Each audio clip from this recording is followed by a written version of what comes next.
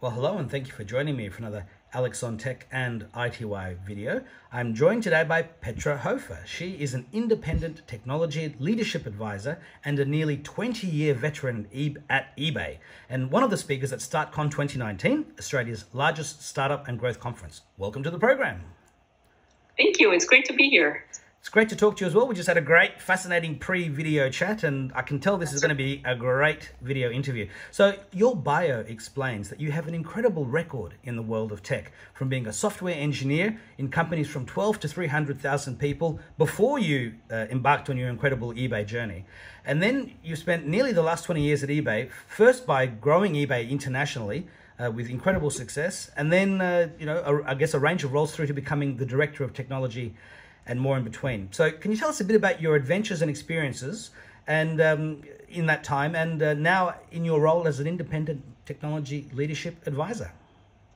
Sure, I'd love to. So I started out life as a software engineer, and the thing from companies from 12 to 300,000 people, I guess, is meant to illustrate that the challenges are very different depending on what company you work for. I worked for the first part of my career in Vienna, Austria, and then I sort of became curious and said, I wonder what it's like to be elsewhere. And so I took 2 suitcases and in the early days of the internet, put out my resume and said, the first people who will give me a visa, that's where I will go. And that's how I ended up in the US. And I joined eBay at a time when it was tiny. There were 200 people. We all fit on half a floor of one building. And it was super exciting for me to be part of a startup, to be in Silicon Valley. I will honestly tell you, I didn't think that eBay was going to succeed. I mean, who would buy something that they never saw from a person they've never met? Oh, and send them money ahead of time and hope for the best, right? It's a good thing I was very wrong. So I joined I joined the international product development team. At the time when I joined, there was only the US side of eBay, and enterprising people said, I think we should expand into other countries. And so we started doing that, and we started with actually the UK and Canada and Australia because we thought that was safe. It was still English. If we got it terribly wrong, maybe people wouldn't notice. We did luckily not get it terribly wrong. And I was quite pleased to see this year at the 20th anniversary of eBay Australia being celebrated on LinkedIn and all the usual channels. It is gratifying to have been there and really launched the site with the in-country team as well. And it has really, in those 20 years, it has grown from being an second-hand online auction thing that was a tiny bit obscure to the e-commerce website in Australia. And the one thing that I think always distinguished eBay and why I, among other reasons, stayed for such a long time there is its purpose. It really makes it a different company. So if you think that 40,000 businesses rely on eBay in Australia to make a living, it's this economic opportunity for everybody, really a level playing field. I think that makes a difference. So that's, one of the things that I think is really a distinguishing factor about eBay. So I joined as a software engineer, and then I moved into management. And I said, when they first asked me, I said no for a while. And then I said, well, why not? Looking at all these people that are managers, I think I can do that too. Yeah. And so I did that for a while, and I moved around within the company a lot. And that's how I keep myself excited and growing in, taking on different challenges. And then became a director of engineering. And then one of my VPs said, would you like to be my chief of staff? And I said, I don't know anything about that. Sure. Yeah. That sounds like a good thing. There was no other chief of staff at the time at eBay. So I literally created the role. Sure. I had a fantastic time. And then the CTO at the time said, oh, I think I need a chief of staff. Would you like to be my chief of staff? And again, I said, well, you don't really say no when the CTO asks you, and offers you a job. And so I didn't really know what I was getting myself into. It was very different from anything I had done before. Even though it was still within technology, it had nothing to do with engineering. Yeah, it's completely. I mean, it's sort of managing people and managing so many different things as opposed to what you were, deep in the technology before. Right. So I really had to grow a new set of skills. And at that time, I wished I had taken psychology in school instead of computer science. That would have been a lot more useful. Yeah. And I made a lot of mistakes, and I felt like I wasn't really getting this thing, but it must have worked because I did it for a number of years and for a second CTO after the first CTO. And then that was over. I thought I had learned what I could. And I moved into my last role at eBay, which was really a lot of fun. And again, provided me so much opportunity to learn things that I knew nothing about. And, I have to say thank you to eBay for trusting me with all these things where they knew that I had never done anything like that before. And they said, she'll figure it out. Well, they could see you learned before. And I mean, technology people love to learn on the job, right? Sometimes. And yes. that can be the best way to learn. I think it is the best way to learn. As long as you, along the way, remember to ask for advice, I guess. Yeah. That's important. Well, you're part of a team, which is people above and below you. And, we have Google, we have the internet, we have mentors and friends. So you became director of technology, which is obviously different to a chief technology officer. So what were you doing in that time at eBay? What sort of projects? So I ran an innovation program for all of eBay. That's the best kind, right? Innovation. That's the best kind of program to run. I loved it. It was great. And you know what? You're super popular because who doesn't like innovation, right? Absolutely. Everybody wants to do innovation. Yeah. Yes. So it was great. We really built culture within eBay. And that's a little bit, we'll talk about that. It's a little bit about what I will talk about at StartCon as well. So I ran the innovation program. I ran an agile transformation program for all of product and technology. And I also had a learning and development team because all of these things, if you think about it, they're all about learning. They're all about growing new skills, right? And learning, I don't mean go to a week of class and come back, but really grow your skills, have the faith that, something new can happen and will happen, and work in a different way. And just before we sort of move on to StartCon and some of the things you'll talk about there, now you're an independent technology leadership advisor. So, what in a nutshell does that mean? And I mean, obviously, we know what the words mean, but sort of what are you doing? And are there any customers you want to talk about briefly, even if just in the sort of spheres they're in, that you've already been able to apply all of that experience and knowledge? Sure. What I like about what I do now is that I call it a career portfolio because it's a number of different things, right? Before that, I've been with one company for a long time. I've done many different things, but it was still within one company. And now I get to talk to many different companies. And to me, that's really exciting and interesting. So what I do is I individually mentor people, and that's usually at the, VP of engineering or product level in smaller startups. I do startup advisory for a number of companies, and some of them are still very secretive, so I'm not going to talk about them. Of course, yeah. Sure. And a couple of consulting engagements as well. And yeah, like I said, what I really like is that I see across different companies and can see differences, but can also see similarities. And it's gratifying because, it's nice when somebody asks you for advice and actually listens to what you have to say. And I can do something with these 30 years of experience that I have. Absolutely. Absolutely. So you're one of the amazing speakers at StartCon. You said you were going to be on a plane for 15 hours to talk for 25 minutes to me before, although clearly you'll be... That's how important it is for me to be there. Well, I mean, clearly you'll be hopefully spending more time at the event and meeting lots of people. But yes, the talk is for 25 minutes. But, without giving all the secrets away, can you give us a bit of a sneak peek as to what else to expect your keynote to be about? Sure. So the talk is called Innovation at Scale, and I will be talking a lot about, how we built a culture of innovation at eBay.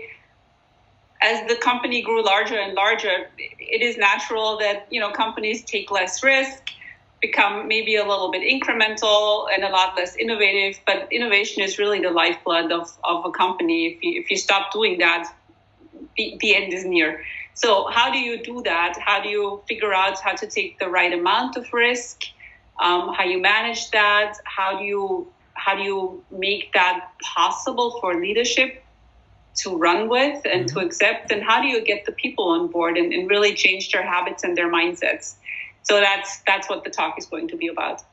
I was talking to a company that was a startup themselves. They now have 1,500 developers and QA advisors, and I mean they're a company that helps people write custom software and manage their infrastructure. Sort of like they do a lot of different things. And they had a paragraph in their blurb, I guess, or their About Us page, which spoke about how they could help companies focus on their innovations while this other company, help them manage their growing IT needs, so that the company is working on innovating whatever it is that they're working on, rather than figuring out how to be an IT company. And I mean, you must have to see that as well, where some of the people you're working with, maybe they start veering off towards too much about all their infrastructure, not enough about what they're what it is they've created. Yes, absolutely. And the one important question that always brings this back, I think, to reality is to ask people, who is your customer? If you start veering into infrastructure, ask, who is your customer? You always have a customer. There's, sometimes the platform teams or the teams who are somewhere in the bowels of the company, they get a little confused about that. They all have customers. That is their reason for being there. Otherwise, why are they there? And that is a super helpful thing to ask and to create conversations around. Yeah. I mean, I've heard of startups that created this infrastructure which was trying to support whatever product they had, and when the company failed, they realized that their real product was this infrastructure that they could then sell to other companies. It's incredible how some of those things can happen. But talking about what startups are doing right and what they're doing wrong, we were talking before about how every startup is unique. We're all unique. Everyone's different. But by the same token, there's a lot of similarities. So what are some of the problems that you've seen startups face that, whilst on the surface they're all different, those problems are very similar? Yeah. So that's, again, one of the things that I like about looking at different companies and helping different companies. I think it's fantastic that startups are taking a lot of risks, having a lot of ideas there. I think nowadays they're less afraid of disrupting than maybe 20, 30 years ago, and disrupting any kind of business. It's really, there is no such thing as, this is a business model that's, not, I don't know, doesn't lend itself to innovation, or doesn't lend itself to doing something online. There's no such fear really that I see, which is fantastic. And every founder is unique and every company is unique. And after you talk to a number of people, what you realize is the one thing that they all have in common, if they're doing things right, is that they grow like crazy and they run into all the problems that are associated with that. So many of the problems have to do with, how do I hire the right people? How do I grow the people once they're here? How do I adjust my organization to the challenges that I have right now? And in many cases, that changes over time, right? What is your right organizational answer today is probably not the right answer anymore 2-3 years from now. How do you scale? How do you find the right market fit? So those are the questions. And sometimes the problem sounds different when it first gets posed to you. And then you start talking and you start thinking a little bit and you realize, oh, right, this is what it is. It's actually a scaling problem. And I think that's good news, right? The fact that there are communalities in these problems, because that means founders, and the founder can be a lonely job, right? You feel like the weight of this company is on your shoulders. How do you carry this forward? So the fact that it turns out you're not completely unique might feel a little, what? No, but I am unique. But it's good news, because you can take advice from mentors, you can take advice from each other. you can also invite your employees. Don't forget that you are a team and they're in this with you, right? So have them co-create the solutions with you. Don't feel like you have to have all the answers by yourself. Yeah, I was just thinking as you were explaining all of that. I mean, one problem to have is that your company shuts down. The problems you've spoken about are the good kinds of problems, but they still need the right answers. And clearly right. You and others are able to provide those. And then we see them growing and, they go from 200 people at eBay to a global company that, I mean, I see all the things eBay sells and, you see Amazon, you see some other e-commerce players, but yeah, it's just incredible, the growth. Yeah. Excuse me. So, as we get to the sort of the last three questions, I always like to talk about the future. And, you've seen 3 decades worth of startups, you've been in them yourself, you've positively disrupted eBay in your time to ensure, that it is relevant to ever more discerning customers whilst dealing with ever more nimble competitors, be they startups or existing players, which is the same, I guess, for, a lot of successful companies out there. But how do you think the startup and technology industries will evolve over the next decade? If you were to look in the crystal ball, what might 2029 or 2030 look like? I think if I talk to people today, to young people today, and if I look what's going on in the news, I think a sense of purpose and a sense of ethical responsibility is going to become even more important. Maybe that wasn't so much the case in the heyday of the late 80s and early 90s, but I think that's really what's going to be more and more important, to engage your employees, to be relevant as a company, to be relevant within society. And I think we're seeing that already. The people that I talk to, there's a large number of companies that say, why are we doing this? Are we doing it the right way?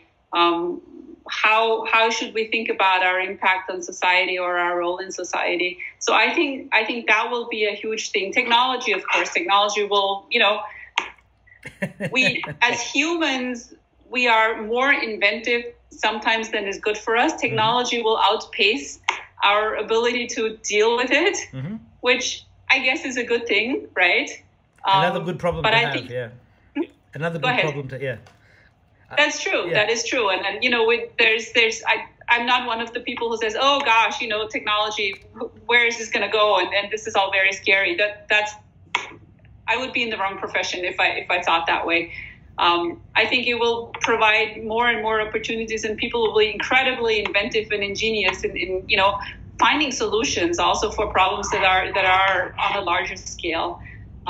Humanity so far, we come this close to an abyss, and we get really, and it needs for us to get to this close.